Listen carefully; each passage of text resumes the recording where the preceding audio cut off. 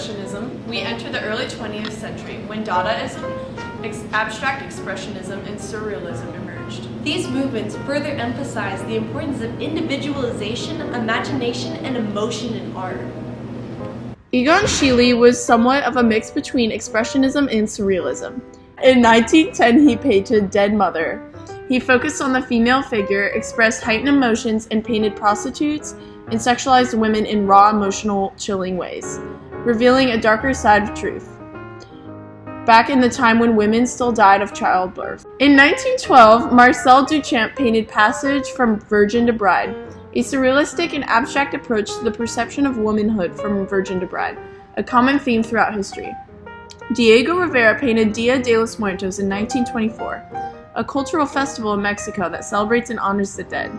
This image is both surrealistic and expressionist, as it purposely lacks depth and instead characterizes the subjects within the painting. A Dada collage artist, Hannah Hawk, created photo montage images that questioned gender bias and female objectification, and embraced androgyny. In another Dada piece, Man Ray by Mine Loy from 1918, the artist creates an earring out of a thermometer and portrayed women as imminent and powerful beings, not as easily destroyed or tainted objects.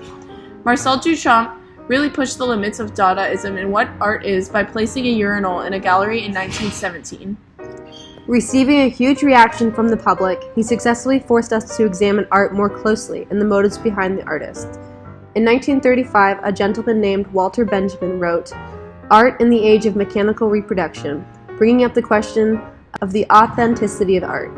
Is a photograph of a painting the same thing as the painting itself?